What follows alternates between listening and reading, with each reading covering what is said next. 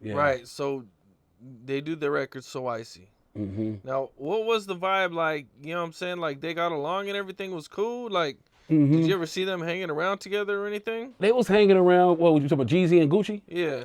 Yeah, that's how they did the record. They was hanging around each other, different spots, club, running to clubs. But what happened was they ended up doing the record. They didn't think the record was gonna do shit. They thought the record was. Both of them didn't really believe in the record like that. You know what I'm saying? It had a little So Icy theme. The beat wasn't really. It was dope, but it wasn't. It was a concept. It was one of them conceptual records that was like dope because of what you're talking about and what's going on at the time. So basically, they didn't really thought the record was gonna do nothing. You know, they wasn't tripping off the record. You know what I'm saying? We love the record so much, the So Icy record, because when you play that record and we was all in the corners and we was in our section shining with our diamonds and our bottles and shit, it just made sense. It was, we played it because one thing about Meech was branding ourselves in this music. This is one of our pet peeves. Our pet peeves was this: when we go to clubs, we spending all the money, we buying all the bottles, and we're doing the most in the club. So each club that we go to, we're tipping the DJ 1,000 to play our CD, and it's going to be produced by S Class or Zay Tobin or Shorty Red. You know what I'm saying?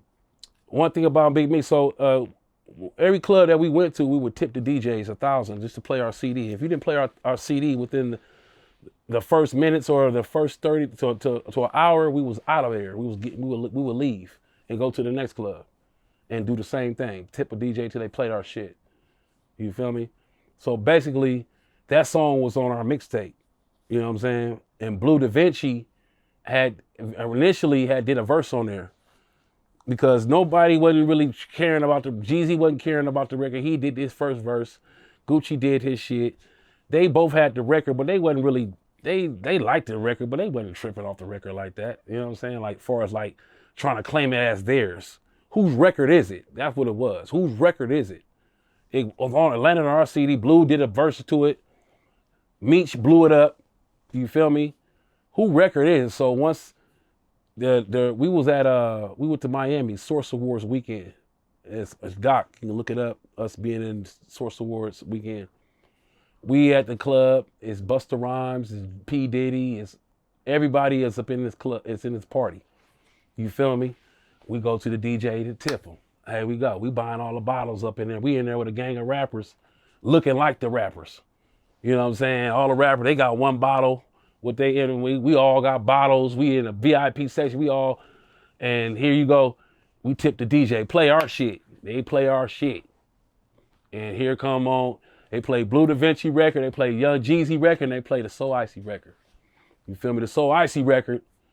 It just stand out. You know what I'm saying? Oh, this girl invited. I'm so icy. Like we all iced up. Like it just painted a picture in that club, and everybody paid attention. And then like after that, I just noticed like the DJs that was there in the club with us. I think DJ Khaled was in the building. Different people was in the building. The Super Friends. A lot of DJs, different people. And after that, next you know it, this song is played it's being played on the radio. You know what I'm saying? And now, all of a sudden, Gucci like, this is my record.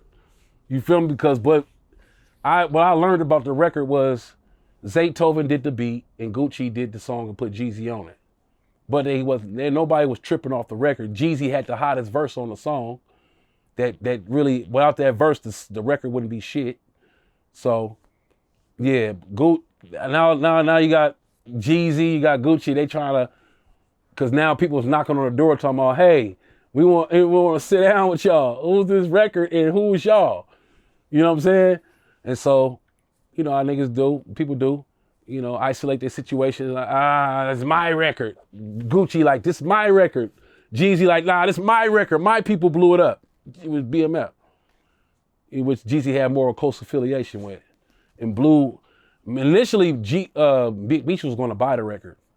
So Big Meech wanted the record and approached Gucci and Jeezy like, man, I want to buy the record and put it out and put Blue on it. And we just blow this shit up and blow everybody up. Fuck it. You know what I'm saying? Then we gonna knock on it. Then we gonna holler at these labels. Gucci like, man, my fucking record. To the labels. This my record. Ooh, this me. Come holler at me. Jeezy like, this my record. Come holler at me. Different, And then jealousy happens because now Gucci had more control of the record than all of us. Zaytoven was his boy. You feel me? He got in Zaytoven's ear like, maybe like, nigga, nah, it's us. So Gucci put that record out. That Gucci is Dr. Gucci album, you know what I'm saying, or single or something. So that's where it stemmed from. And then after that, you got people going on the radio talking about each other. You got Jeezy going on the radio. You got Gucci going on the radio. Jeezy like, nigga, that nigga ain't shit. I think Blue was coming to Jeezy's defense and did a diss record. Like, nigga, fuck Gucci. Gucci, man, nigga, you ain't shit. You know what I'm saying? Yeah, it got bad. It got that bad. But everybody was thinking that when that shooting happened, and Gucci, what basically happened was, I guess Jeezy went on the radio station and he said, hey man, he put a bounty out for his chain or something, or anybody that get at him, you know what I'm saying? And one of Jeezy friends or homeboys from his neighborhood in that no BMF affiliate was that stupid to go, we don't do shit like that. We're not into robbing. So we ain't gonna go try to jack somebody, take their chain or something. That ain't not even our style. Everybody thought it was a BMF affiliate that went in there and, tried to rob him and take his chain, and he ended up getting killed. Pookie Loco, whatever his name is, Pookie or whatever. That was Jeezy homeboy from his neighborhood.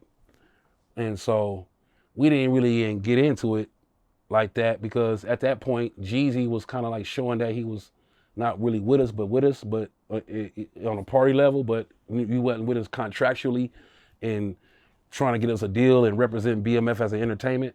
So we wasn't really wasn't gonna ride on that shit. We wasn't gonna, but everybody was like, oh, BMF person got, nah, that wasn't, but it was one of his people that ended up getting killed doing that shit, you know what I'm saying, with that, and it just put fuel on their beef.